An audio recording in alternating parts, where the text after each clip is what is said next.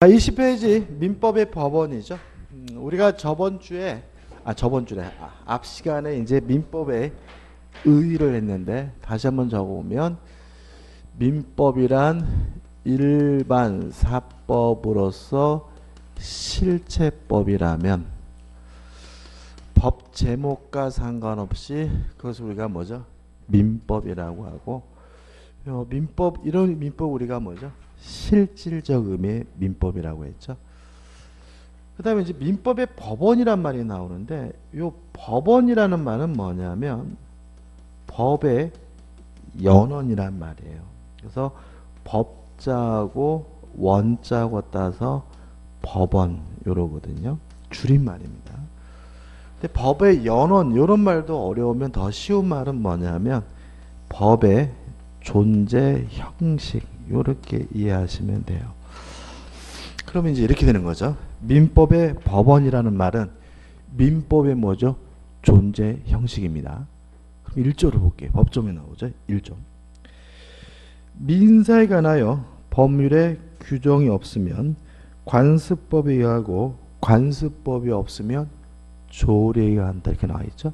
그럼 결국은 민법은 어떤 형태로 존재할 수 있냐면 첫째, 민사에 관하여 법률이 없으면 법률의 형태로 존재할 수 있고요. 법률이 없으면 관습법에 의한다. 관습법의 형태로도 존재할 수 있고요. 또 세 번째, 또 뭐죠? 조리의 형태로도 존재할 수가 있는 거죠. 그래서 민법은 세 가지 형태로 존재할 수 있어요. 법률과 관습법과 조리, 요 세 가지 형태로 존재할 수 있는데, 그럼 여기서 또 우리가 뭘 할 수 있냐면 요 법률이라고 함은 국회에서 제정한 형식적 의미의 법률뿐만 아니라 자치 법규와 같은 것도 다 뭐죠? 민법의 법원 존재 형식이 될 수 있다는 걸 알 수 있어요.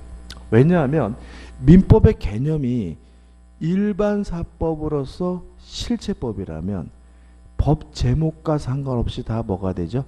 민법이 되는 거니까 국회에서 만든 것들만 민법의 존재 형식이 아니라 만약에 지방자치법규라 하더라도 일반 사법으로서 뭐라면요? 실체법이라면 뭐가 될 수 있는 거죠? 민법이 될 수가 있는 거죠. 그 다음에 명령이나 규칙이요. 대통령령, 장관령 이러한 명령들도 만약 그것이 일반 사법으로서 실체법이라면 뭐가 될 수 있어요?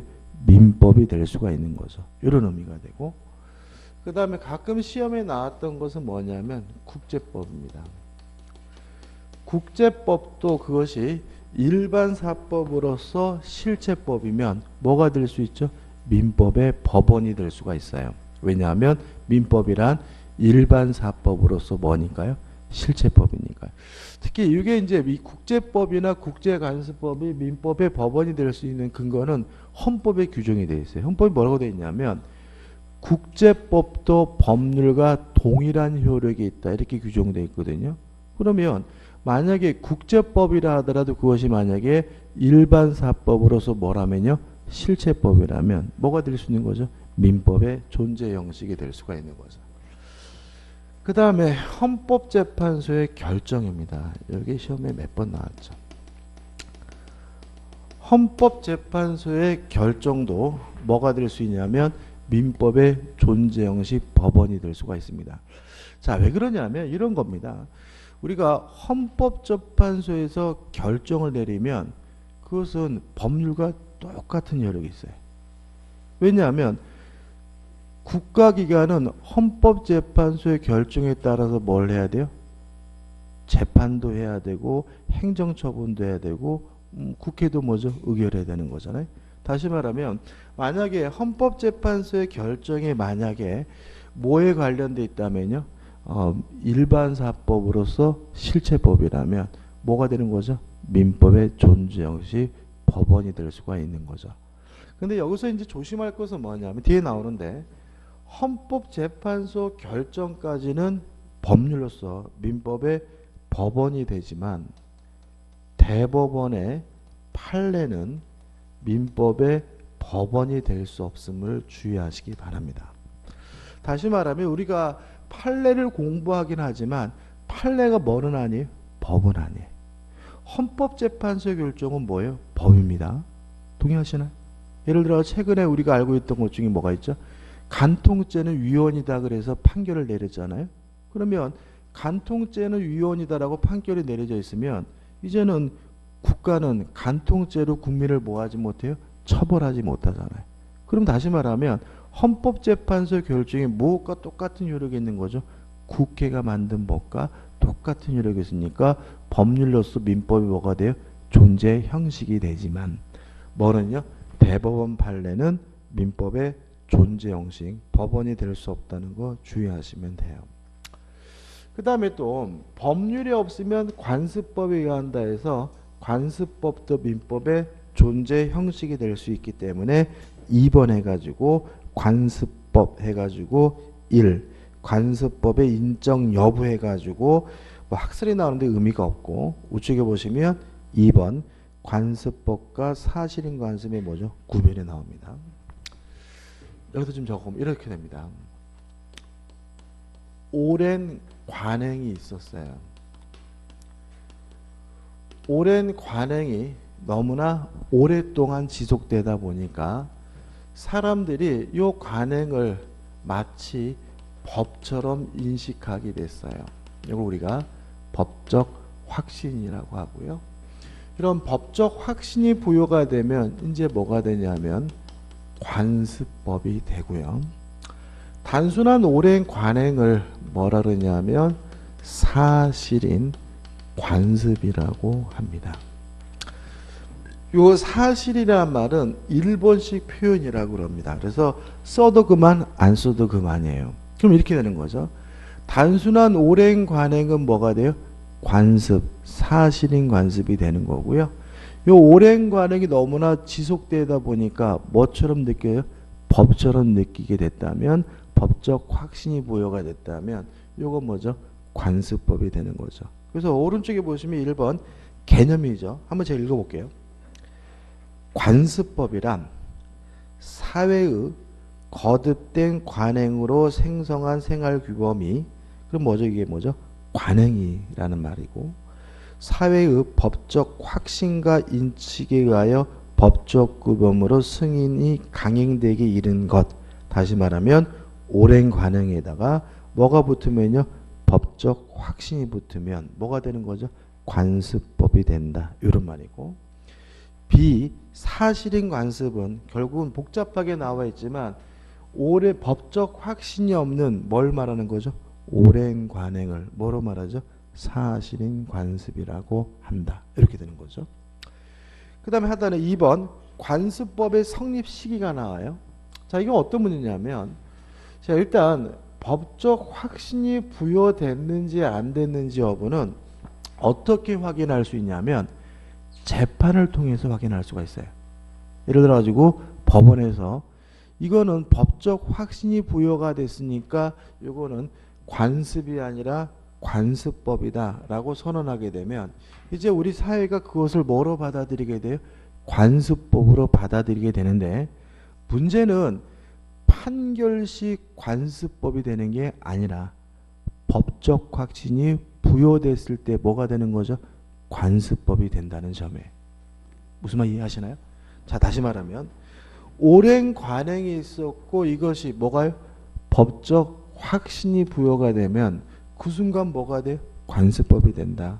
물론 법적 확신이 있는지 없는지는 법원의 판결에 의해서 뭐가 필요해요? 확인이 필요하긴 하지만 관습법이 되는 시점은 판결이 이루어졌을 때 관습법이 되는 것이 아니라 법적 확신이 부여가 됐을 때 뭐가 되는 거죠? 관습법이 되는 거다. 그럼 질문이 이렇게 나오겠죠. 오랜 관행이 법적 확신이 있었고 그것에 의한 판결이 이루어지면 그때 관습법이 된다. 그런 뭐죠? X다. 판결은 확인하는 거고 관습법이 되는 시점은 뭐죠? 법적 확신이 부여가 된 때다. 이런 얘기죠. 그래서 길게 나왔지만 기억할 여기까지입니다. 그죠? 그 다음에 하단에 2번 관습법과 사실인 관습의 주장 입증 문제가 나와요. 자, 일단 여기서 좀 조심할 게 뭐냐면 우리 민법은 원칙이 중요한 과목입니다. 그러니까 우리가 여러분들이 항상 공부하실 때 과거에는 그 상대평가 시험을 보셨잖아요. 그러니까 남보다 한 문제라도 더 받아야 되는 시험을 보셨기 때문에 공부를 어떤 거에 집중하시게 되냐면 예외적인 거 이런 게 공부를 집중하게 되는데 우리 민법은 예외가 중요한 과목이 아니라 뭐가요? 원칙이 중요한 과목이에요. 그래서 만약에 제가 예외는 기억하지 마세요. 그러면 기억하지 마세요. 왜 그런 거예요? 헷갈리고 정리가 안 돼. 이것도 뭐만 기억하면 되냐면 원칙만 기억하면 되는데 자 이런 문제입니다. 자 일단 관습법도 법입니다. 사실인 관습, 관습은 뭐가 아니에요? 법이 아닙니다. 이게 가장 중요한 차이점이죠. 그죠? 관습법도 뭐예요? 법이에요. 사실인 관습은 뭐가 아닙니까? 법이 아닙니다. 이게 전제고. 그 다음에 우리가 또 하나 생각할 건 뭐냐면 재판을 할 때 전제하는 게 있어요. 두 가지를 전제합니다. 재판을 할 때. 첫째, 판사는 법은 다 안다고 전제를 해요. 뭐는 다 알고 있다고요? 법은 다 알고 있다고. 두 번째, 판사는 법이 아닌 나머지 것은 아무것도 모른다는 전제. 이 두 가지 가지를 가지고 재판을 진행하게 됩니다. 다시 한번요. 자, 우리 재판을 할 때 전제하는 게 있어요. 사실은 안 그렇지만 첫째, 판사는 뭐죠? 법은 다 안다. 둘째, 법이 아닌 나머지 것은 판사는 뭐죠? 아무것도 모른다. 이런 전제에서 재판을 하게 돼요. 왜 그런 전제를 까게 되냐면 그게 재판이 공정해요. 자, 이런 얘기예요. 제가 판사거든요. 판사라는 직업도 굉장히 좀 힘든 직업입니다. 그죠? 판사인데 동의하시나요? 그 최근에 그 우리나라 부장판사님이 자살하셨어요. 자살하셨는데 그분의 유언장에 뭐라고 써놓냐면 나는 사회의 쓰레기 하치장이다. 이렇게 쓰셨어요. 왜 그러냐면 생각해보세요. 여러분들이 직업이 맨날 만나는 놈이 뭐예요? 살인자, 사기범 이런 사람만 만난다는 직업을 생각해보세요. 쉬운 일 아니잖아요. 그죠? 다시 말하면 판사가 재판할 때는 이 사람들이 어떻습니까? 보통 그 싸우죠? 싸우다 안 되면 어디 갑니까? 소송 걸잖아요. 그러면 판사는 어떤 상태냐면 민사재판은 극도로 이해관계가 뭐죠? 대립되어 있는데 중간에 서 있어요. 그러니까 스트레스를 판사가 안 받을래야 안 받을 수가 없는 상태고요. 그게 뭐 1년에 한두 달도 아니고 뭐죠? 1년 12달 계속해서 그런 스트레스 반복되니까. 그 다음에 만나는 사람은 맨날 뭐예요? 사기꾼, 강간범, 선량한 사람은 법정에 오질 않잖아요. 그죠? 그러니까 이 양반이 뭐죠? 그냥 직업에 대한 회의, 환멸. 그래서 나는 이 사회의 쓰레기 하리창이다. 모든 나쁜 것들이 다 나를 통해서 걸러나간다. 뭐 이런 식으로 유언장 쓰고 자살하신 분도 계세요. 그러니까 이 판사란 직업이 결국 쉬운 직업도 아니고요. 재밌는 직업도 아니고 고달픈 직업이죠. 그래서 그런 말 했습니다. 그 판사가 행복한 게 아니라 판사 와이프가 행복한 거다. 동의하시나요? 동의 안 하시는 분인데 아무튼 왜 그러냐면 요즘에는 어디 가서 판사라고 이렇게 어깨 힘도 못 주잖아요. 그죠? 근데 지금 그래도 아직은 뭐 학교 같은 데 가가지고 우리 남편이 대전 고등법원 판사라고 그러면 어떻게 해요? 막 대우해 주는 사회인 거잖아요. 그죠? 아무튼 두 가지 존재합니다. 그래서 이유는 뭐라고요? 재판이 공정하기 위해서. 왜냐하면 예를 들어 제가 내일 재판인데 오늘 미리 공소장을 보면 안 돼요. 봤더니 거기 검사가 뭐 13살 먹은 애를 강제 추행한 막 이런 얘기 나오잖아요. 그런 얘기를 알고 아는 상태에서 재판장 들어가게 되면 그쪽에서 아무리 억울하다고 얘기를 하더라도 판사가 들리질 않아요. 이미 뭘 가졌어요? 이미 어젯밤에 다 재판이 끝난 거야. 그래서 판사가 가장 공정하게 재판을 하려면 아무것도 모르는 상태에서 재판장에 들어가야 돼. 오로지 뭐만 알고요? 법만 알고. 이런 상태에 들어가야 재판이 공정하기 때문에 그게 불가능하잖아요. 그래서 전제를 까는 거예요. 그래서 판사는 법은 다 안다. 법이 아닌 나머지 거는 아무것도 뭐죠? 모른다라는 전제에서 재판을 해요. 그럼 끝난 거예요. 자, 판사는 법은 다 안다는 전제에서 재판하니까 관습법도 법이니까 알고 있다는 전제에서 재판하겠죠. 그죠? 따라서 주장하거나 입증할 필요가 없다. 뭐는요? 관습법. 그죠? 사실인 관습 뭐가 아니라고요? 법이 아니죠. 그 말은 판사가 뭐죠? 모른다는 전제에서 재판하는 거잖아요. 따라서 사실인 관습에 대해서는 주장이나 입증이 뭐죠? 필요하다. 이게 결론인 겁니다. 그죠? 다시 말하면 관습법도 법입니다. 따라서 판사가 다 알고 있다는 전제에서 재판하기 때문에 재판 과정에서 원칙적으로 뭐 할 필요 없어요? 주장할 필요 없고 입증할 필요가 없다. 그렇지만 사실인 관습은 뭐가 아니죠? 법이 아니다. 따라서 판사가 모른다는 전제에서 재판하는 거니까 주장하거나 입증을 해야 되는 것이 뭐죠? 원칙이다. 이렇게 원칙만 기억하시면 돼요. 예외까지 기억하시면 또 객관식 문제 풀 수 없어요. 그 다음에 넘겨보시면 3번 해가지고 상문법에 대한 관습법의 효력인데 보충족입니다. 1조에서 뭐라고 했죠? 법률이 없으면 뭐가요?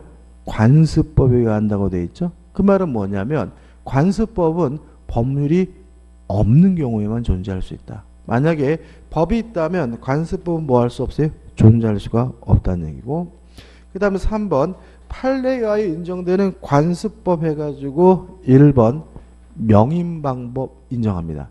근데 이건 개념 오늘 설명 안 드릴 거예요. 왜냐하면 물권법 할 때 설명드릴 거고. 그 다음에 2번 사실혼 있죠. 사실혼은 관습법상 부호입니다. 이게 무슨 말이냐면 사실혼 관계라는 말은 뭐냐면 혼인의 모든 실질은 다 갖췄어요.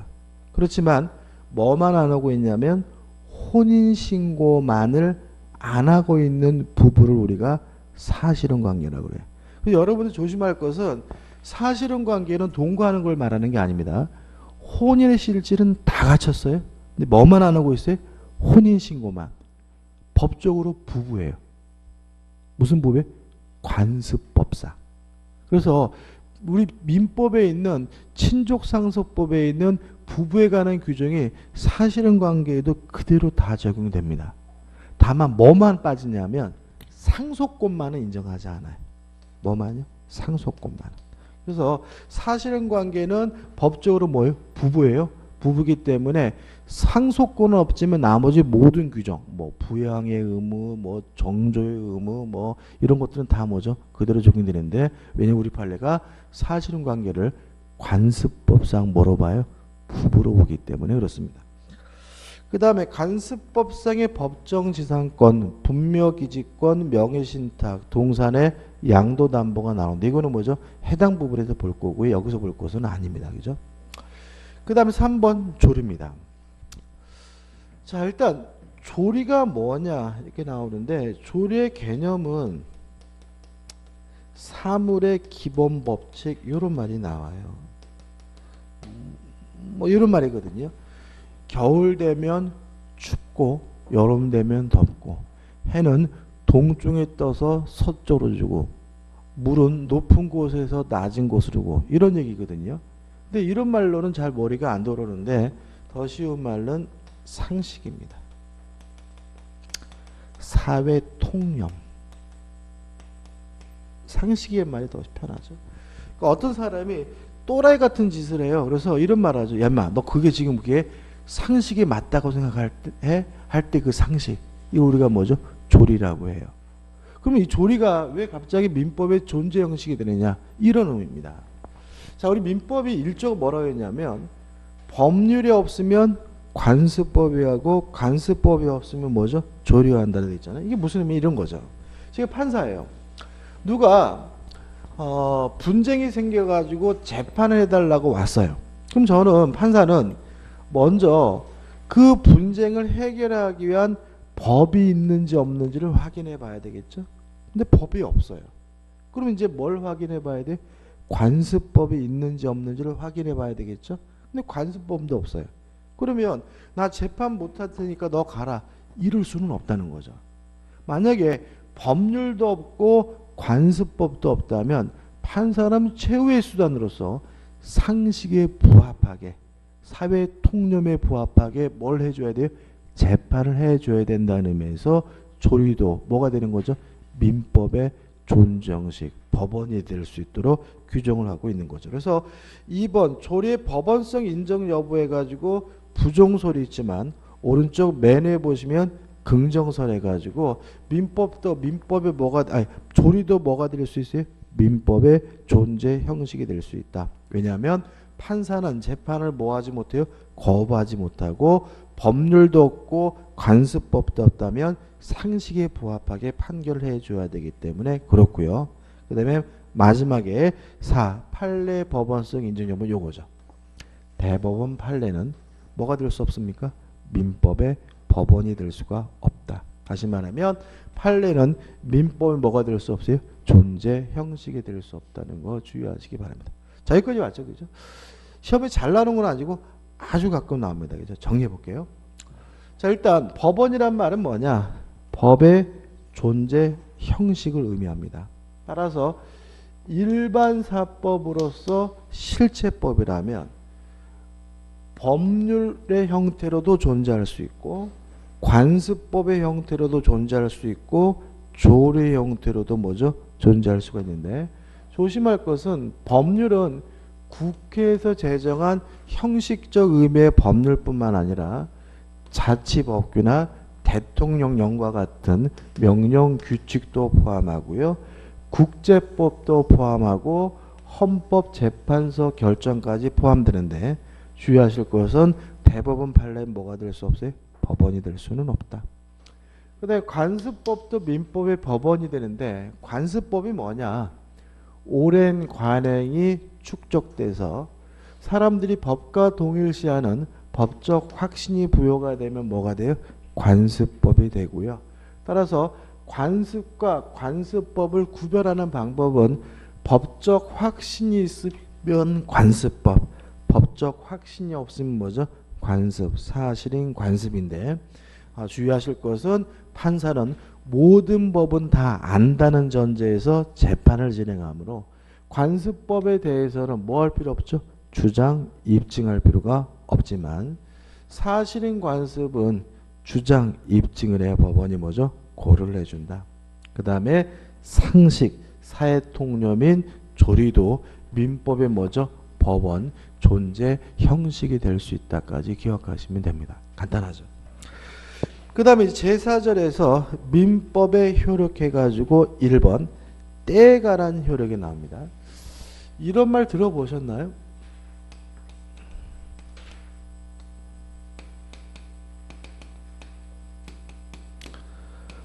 법률 불소급의 원칙이라는 거 있죠. 그러니까 법률은 불소급이란 말은 각오로 뭐 하잖아요? 소급하지 않는다는 거죠. 왜 이런 원칙이 받아들이게 되냐면 예를 들어서 이 사람이 어떤 행동을 했어요. 행동을 했는데 행동을 할 때는 위법한 것이 아니었거든요. 근데 만약에 그 후에 법이 만들어져서 그 효과가 각오로 소급하는 바람에 이것이 위법한 행동으로 바뀐다면 우리는 행동할 때마다 미래에 만들어질 뭐까지요? 법까지도 고려해서 행동해야 되는데 그럴 수는 없는 거죠. 따라서 법은 효과가 각오로 뭐죠? 소급하지 않습니다.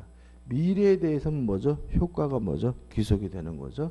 그래서 최근에 문제되고 있는 게 뭐 음주 사고를 낸 거를 뭐 더 가중 처벌하자. 그죠? 그래서 그래가지고 뭐 무슨 사건 해가지고 뭐 누구죠? 윤모시기 하는 사람 얘기는 나오잖아요. 그죠? 근데 문제는 뭐냐면 일반인들이 관가하는 건 뭐냐면 진짜 그 음주 사고 때문에 또는 음주로 인한 사고 때문에 그분이 가슴 아프고 힘들어서 그런 법을 만들더라도 정당 그런 법을 만들게 한든 계기를 제공한 그 사람은 뭐 할 방법은 없어요? 처벌할 방법은 없어요. 무슨 말이겠습니까? 다시 말하면 이놈이 술 먹고 운전하는 바람에 한 가정을 완전히 파괴했단 말이죠. 그래가지고 그 사건 때문에 음주운전하면 더욱더 뭐죠? 가중처벌하고 처벌을 강화하자라고 법을 만든다고 해서 그 행위를 한 그 사람의 행동을 뭐 할 수는 없어요? 처분할 수는 없어요. 왜냐하면 법률 뭐 때문에? 불소급의 원칙 때문에 그런 거죠. 그래서 저는 가끔 인터넷 받아 보면은 저는 옳고 그르고 문제를 떠나가지고 이분들이 이거에 대한 사실에 대한 이 본질을 이해하고 계실까? 국회에서 벌 맞는다 그래서 진짜 그 행동을 한 사람을 가중 처벌할 방법은 없다는 걸 이해하고 있을까라는 생각을 가끔 할 때가 있어요. 막 청와대 청원하고 막 그러잖아요, 그죠? 그러면 저는 좀 답답하긴 한데 이런 걸 뭐라 그러죠? 불소급의 원칙이라고 합니다. 근데 문제는 1. 때에 관한 이렇게 해가지고 어떻게 해요? 소급표 인정해. 우리 민법은 불소급의 원칙이 적용되지 않습니다. 우리 민법은 제정된 후에 과거 일도 뭐죠? 적용하고 있어요. 이유를 좀 기억해 두시는데 우리 민법은요 60년 1월 1일 날 제정이 됐고 60년 1월 1일부터 시행이 됐어요. 그러면 60년 1월 1일 전에는 우리나라에 민법이 없었다는 얘기잖아요. 그러면 59년 12월 31일까지 우리나라에 민법이 없었기 때문에 남의 나라의 민법을 쓰고 있었는데요. 일본 민법을 쓰고 있었어요. 이것도 참 보면 굉장히 쪽팔리는 일입니다. 이것도 쪽팔리단 말이 비속어인데 왜냐하면 우리는 그 원수 같은 일본 놈들한테 지배받다가 해방이 돼가지고 나라를 만들었는데 나라를 만들고 나서 우리는 뭘 못 만들었어요? 민법을 만들지를 못했어요. 민법을 못 만들고 있다가 언제부터요? 60년 1월 1일부터 시행이 되고요. 그전에는 어느 나라 민법을요? 일본 민법. 그러니까 60년 1월 1일 전에 태어나신 분은 59년 12월 31일까지 태어나신 분은 일본 민법에 따라서 출생신고를 하신 거예요. 일본 민법에 따라서 권리 능력이 부여된 거예요. 극단적으로 말씀드리면 법적으로 한국 사람이 아니라 일본 사람일 수도 있는 거예요. 왜냐면 우리가 60년 1월 1일부터 민법이 시행됐기 때문에. 그래서 그래서 요 일제잔재에서 빨리 벗어나기 위해서 민법은 불소급의 원칙을 채택하지 않고요. 과거로 소급하는 뭘 인정하고 있냐면 소급표를 인정하고 있습니다. 그래서 우리 역사적으로 우리는 해방이 된 후에 어느 나라 민법을요? 일본 민법을 쓰고 있었기 때문에 일본 민법 잔재에서 빨리 벗어나기 위해서 뭘 인정하고 있죠? 소급표를 인정하고 있습니다. 이것도 시험에 나온 적이 있어요. 어떻게 나왔겠습니까? 우리 민법은 법률 불소급의 원칙이 엄격히 적용된다. 그런 X다. 우리는 민법은 불소급 원칙이 아니라 과거로 소급시키고 있음을 주의하시기 바라고, 다만 과거로 소급한다 하더라도 뭐는 침해할 수는 없어요. 기득권은 이미 가지고 있는 권리는 침해할 수 없기 때문에 기득권을 보호하고 있고요. 그 다음에 사람에 관한 이렇게 해서 속인주의를 취하고 있다 이런 말이 나오고, 장소에 관한 이렇게 해가지고 속인주의와 속죄주의를 채택한다 이런 말이 나오죠. 이게 무슨 말이냐면 속인주의라는 말은 대한민국 국민이라면 그 사람이 어디에 있든지 간에 우리 민법을 적용한다. 속인주의. 속죄주의라는 말은 우리 영토 내라면 그 사람이 어느 나라 사람이든지 우리 민법을 적용한다. 이게 속죄주의입니다. 예를 들어 가지고 한국 사람이 미국 가서 결혼을 했어요. 그러면 그 사람이 있는 곳은 미국이지만 그 사람은 한국 사람이니까 한국 민법에 적용된다면 이걸 우리가 속인주의라고 하고요. 미국 사람들이 우리나라에 와가지고 임대차 계약을 했어요. 그러면 사람은 미국 사람이지만 우리나라 안에서 임대차 계약을 했으니까 우리 민법에 적용된다. 그럼 뭐가 돼요? 속죄주의. 이렇게 되는 거죠. 근데 조심할 것은 뭐냐면 이런 거가 또 상식이에요. 미국은 속죄주의, 한국은 속인주의. 이런 식의 상식으로 알고 계시는 분인데 그건 아니에요. 우리 민법은 속인주의와 속죄주의를 모두 채택하고 있고요. 미국 민법도 마찬가지로 속인주의와 속죄주의를 모두 채택하고 있습니다. 그럼 이렇게 되면 문제가 생겨요. 자, 예를 들어서 한국 사람이 미국 가서 결혼을 했어요. 그러면 속인주의에 따르면 한국 민법이 적용돼야죠. 속지주의에 따르면 어느 나라 민법이 적용돼야 돼요? 미국 민법이 적용돼야 되죠.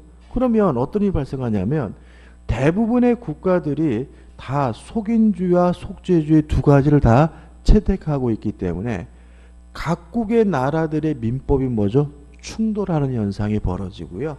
그것을 해소하기 위해서 어떤 법이 있냐면 국제사법이라는 법이 있습니다. 그것도 시험에 나온 적이 있어요. 그래서 옆에다가 사람에 관한 역에서 국제사법으로 해결, 이거 하나 메모해 두자고요. 다시 한번요. 각국의 민법이 속인주의와 속죄주의를 모두 채택하고 있는 결과 법 간에 뭐가요? 충돌 현상이 벌어집니다. 어떤 나라의 법을 적용할지를 해결해야 되기 때문에 뭐가 있는 거죠? 국제사법이 있고 국제사법에서 뭐죠? 해결하고 있습니다. 어떤 교재는 섭외사법이란 말도 나오는데 섭외사법은 일본 표현이에요. 우리는 섭외사법이란 말 안 쓰고 뭐죠? 국제사법이란 말을 씁니다. 그래서 참 재밌는 거는 이게 우리 시험 범위에 여기까지만 기억하시면 되고 재미있는 말씀드리면 이 법이 참 재밌어요. 재밌는데 재미로 말씀드리면 저는 맨날 까먹네. 서태지 씨하고 누구죠? 그 이혼했던 여자. 이지아, 이죠? 이지아 맞죠? 그죠? 두 분이 우리는 결혼했는지도 몰랐는데 갑자기 뭐죠? 이혼했다고. 그래가지고 이지아 씨가 뭐죠? 뭐 위자료인가 뭔가 더 달라고 뭐죠? 소송을 제기했다고 나왔거든요. 근데 그분들은 혼인신고를 안 했어요.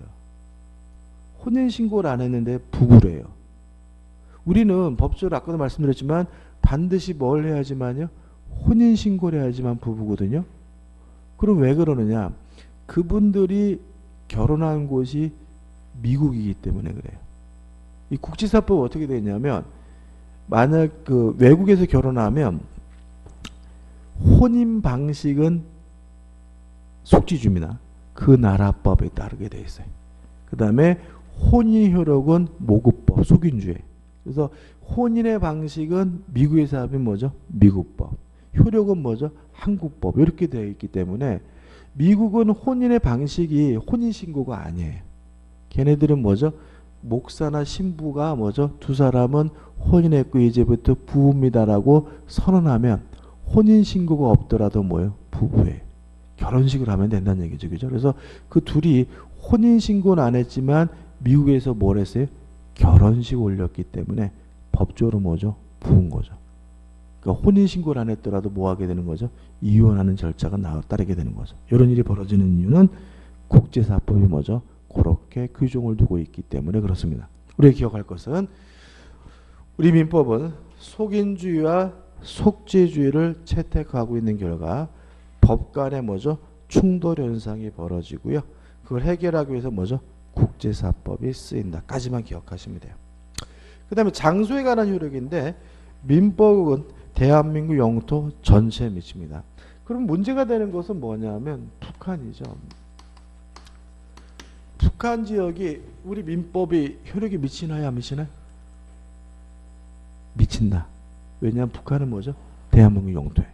왜냐하면 우리 영토는 헌법 규정되어 있죠. 한반도와 부속 도서 해가지고 북한 지역도 대한민국 영토이기 때문에 당연히 민법 효력이 미칩니다. 그래서 최근에 또 어떤 일이 많냐면 북한 주민들이 소송을 오는 경우가 많아요. 이런 것들이죠.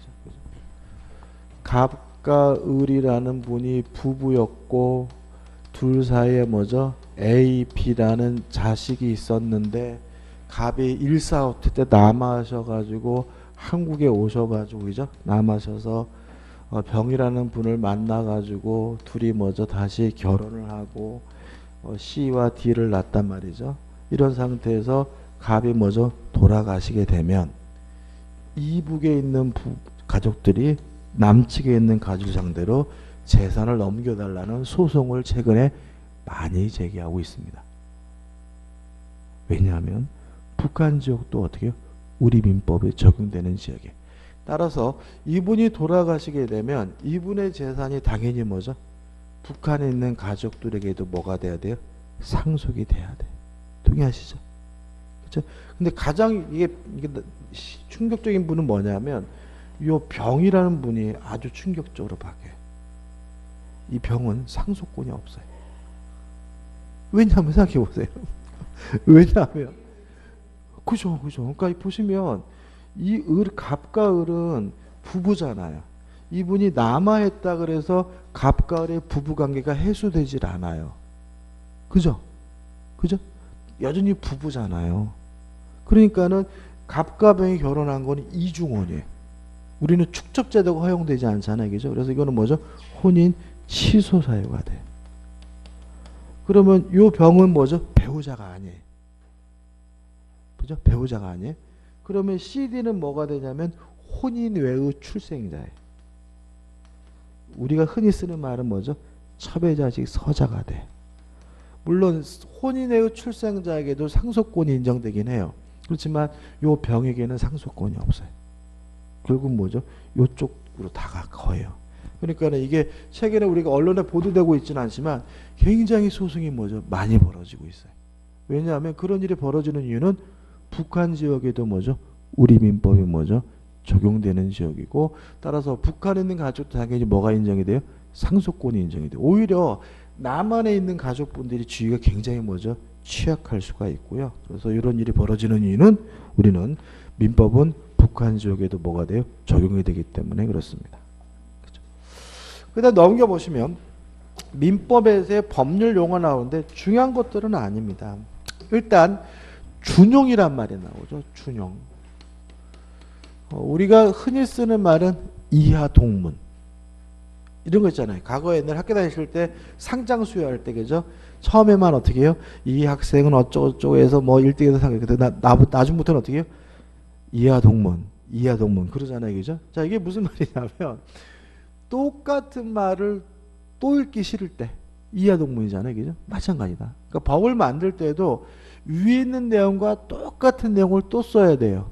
그럴 때는 두 번 쓰기 귀찮으니까 뭐죠? 몇 조를 준용한다. 이런 표현을 쓰는 거죠. 이해되시나요? 그래서 우리가 준용이라는 말은 뭐냐면 앞에 있는 법조문과 똑같은 내용을 중봉으로 쓰고자 할 때 반복을 피하기 위해서 그냥 끌어다 쓰는 것을 우리가 뭐죠? 준용이라고 한다. 그래서 우리가 앞으로 예를 들어서 107조를 준용한다 그러면 107조의 내용이 뭐죠? 그대로 적용되는구나. 이렇게 하면 되고, 그 다음에 추정과 뭐가 나오죠? 간주가 나옵니다. 이건 좀 생각을 해봐야 되는데, 일단 추정 간주에 제가 뭐라 써놨냐면 입증곤란을 구제하게 한 제도라고 나와 있거든요. 일단 결론부터 말씀드리면 둘 다 입증곤란을 구제하기 위한 제도인데, 추정은 반증으로 반대 입증만으로 그 효과를 번복시킬 수 있는 걸 우리가 뭐죠? 추정이라고 하고요. 이에 반해서 간주는 뭐냐면 반증만으로도 효과를 번복시킬 수가 없는 것을 우리가 뭐죠? 간주라고 합니다.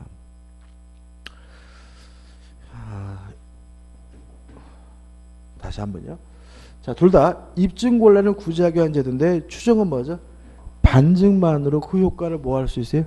번복시킬 수가 있고, 간주는 강력한 거죠. 반대 입증만으로도 그 효과를 번복할 수 없는 걸 우리가 뭐죠? 간주라고 해요. 그래서 가끔 시험 문제에서 추정한다를 간주한다고 바꾸거나 간주한다를 추정한다고 바꿔가지고 오답을 만드는 경우가 있는데, 이유는 뭐냐면 두 가지 개념은 전혀 뭐죠? 다르기 때문에 그래요. 뒤에서 배울 거지만 용어를 설명드리면 사망했다는 사실을 입증하기 곤란한 경우에 두 가지가 있습니다. 인정사망이라는 제도가 있고요. 여기다 하면 되겠다. 인정사망은 사망한 것으로 뭐 하냐면 추정을 합니다. 그 다음에 실정선고라는 제도가 있는데, 실정선고는 사망한 것으로 뭐 하냐면 간주를 합니다. 차이점을 설명드릴게요. 자, 인정사망은 뭐냐면 이런 제도예요. 돌아가셨을, 사망했을 가능성이 대단히 커요. 근데 죽었는지 살았는지를 확인할 수가 없어요. 이럴 때는 가족관계 등록부를 담당하는 공무원이 사망한 것으로 정리를 하게 되는데 이걸 우리가 뭐죠? 인정사망이라고 하고 효과는 사망한 것으로 뭐가 돼요? 추정이 됩니다. 가슴 아픈 얘기지만 세월호에서 아직도 시신을 못 찾은 분이 계시죠? 그분들은 돌아가셨을 가능성이 대단히 높지만 시신을 못 찾았다는 말은 사망했는지 살았는지를 뭐 할 방법은 없어요? 확인할 방법은 없는 거죠. 이때는 그냥 냅두는 것이 아니라 가족관계 등록부를 담당하는 공무원이 그분을 사망으로 가족관계 등록부에 기재를 해요. 이게 뭐죠? 인정 사망이고 효과는 뭐죠? 추정이기 때문에 만약 이분이 생존하고 있다는 사실이 밝혀지면 반증만 있다면 그 사망 효과는 바로 뭐가 돼요? 번복이 돼요. 이게 뭐죠? 추정인 거죠. 근데 실종 선고 좀 달라요. 예를 들어 볼게요. 갑과 을이 부부입니다. 부부인데 요 갑이 아침에 출근했어요. 요번에 회사 갔다 올게 하고 출근한 인간이 집에 안 와요. 1년, 2년, 3년, 4년 을은 환장하겠죠. 동의하시나요? 이 사람이 인정사망 처리할 수 있나요? 없죠. 왜냐하면 아까 이거는 돌아가셨을 가능성이 크지만 확인할 수 없는 경우잖아요. 근데 이분은 뭐 했어요? 출근한 상태니까 돌아가셨을 가능성이 큰 것도 아니에요. 그럼 이건 뭐 할 수 없어요? 인정사망 처리할 수 없으니까 그러면 을은 늙고 죽을 때까지 인간이 돌아가길 기다리면서 뭐 과부로 사셔야 되느냐? 그건 아니다. 몇 년 동안은 기다려 주셔야 되냐면 5년은 기다려 주셔야 돼요. 5년 동안 기다렸어요. 근데 이 거지 같은 인간이 퇴근을 안 해요. 그러면 법원에다가 실종 선고를 청구할 수 있고 법원이 실종 선고를 내리게 되면 이 5년이란 기간이 만료된 때부터 사망한 것으로 뭐가 돼요? 간주가 돼요. 이거는 추정이 아니라 뭐죠? 간주예요.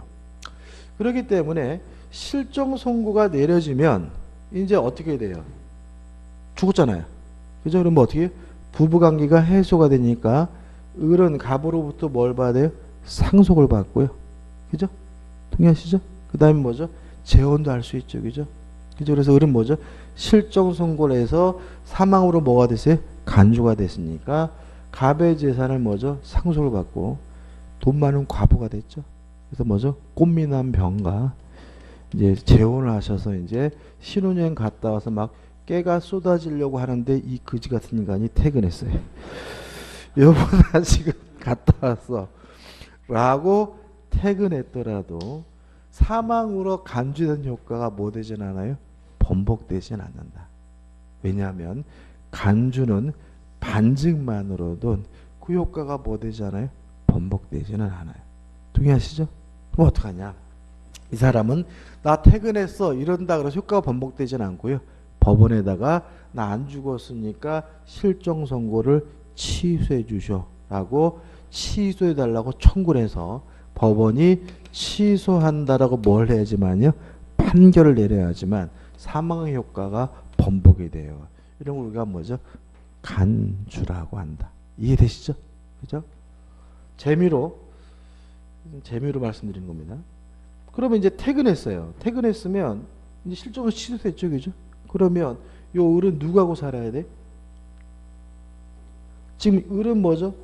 갑이 실종 선고라고 병가 뭐죠? 혼인했잖아요.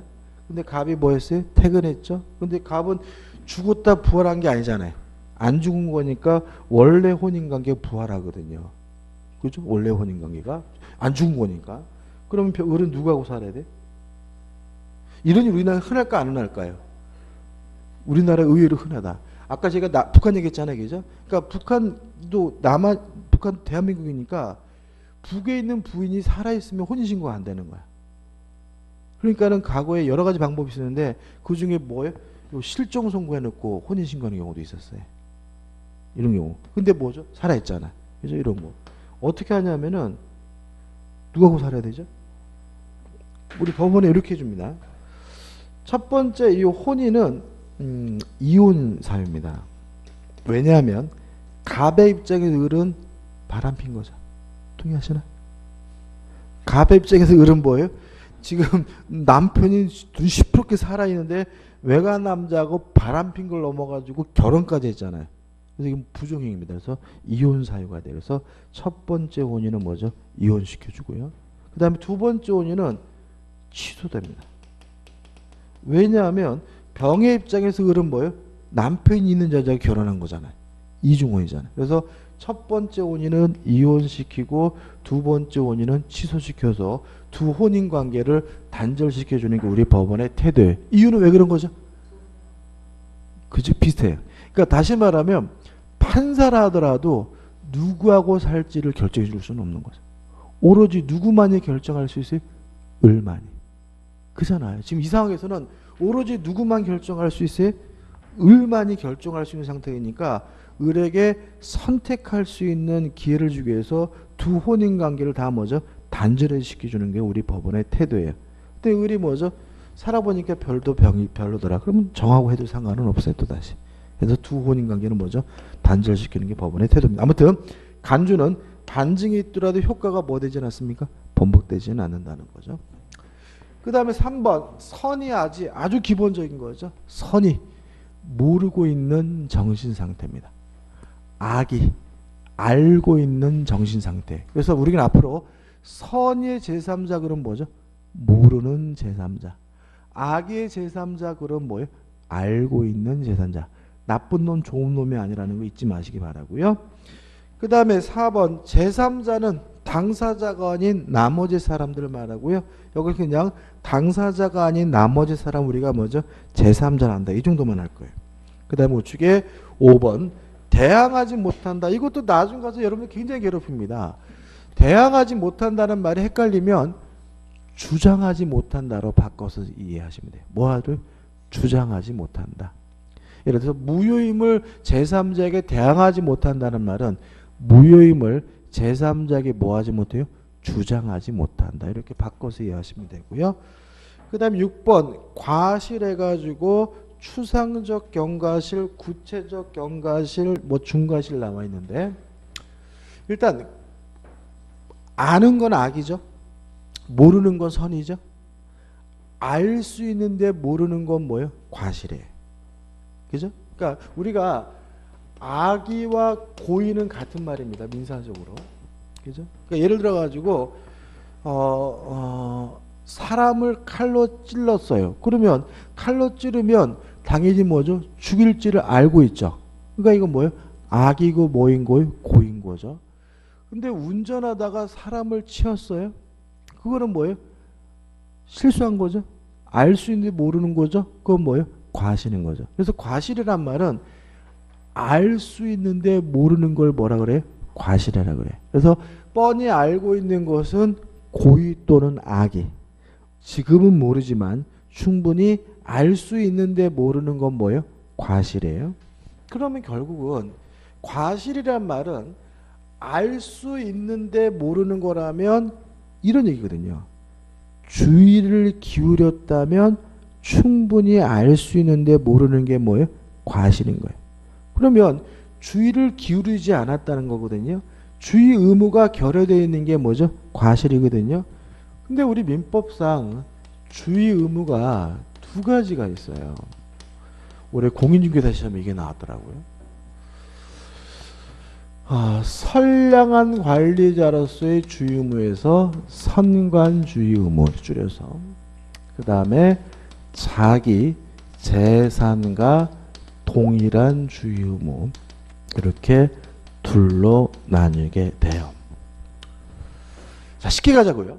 쉽게 이해하는 방법이 있는데 자기 재산과 동일한 주의 의무가 신경을 많이 쓰는 걸까요? 아니면 선관주의 의무가 신경을 많이 쓰는 걸까요?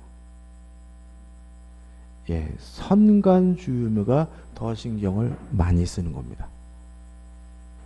그래서 선관주의 의무를 어려워하지 마시고 내 재산보다 더욱더 신중하게 주의해야 될 의무, 이렇게 이해하시면 돼요. 자, 자기 재산과 동일한 주의 의무보다 더 높은 게 뭐라고요? 선관주의 의무다. 따라서 책에는 어렵게 나왔어요. 책에 나오니까 의미 없어요. 그죠? 따라서 내 재산보다 더욱더 소중히 주의해야 될 의무가 뭐죠? 선관주의 의무입니다. 자, 이렇게 기억하시면 돼요. 선관주의 의무가 원칙입니다. 자기 재산과 동일한 주의 의무가 예입니다. 자기 재산과 동일한 주의 의무는 두 가지를 기억하시면 되는데, 첫째 친권자와 그 다음에 두 번째 무상 임치 계약의 수취인입니다.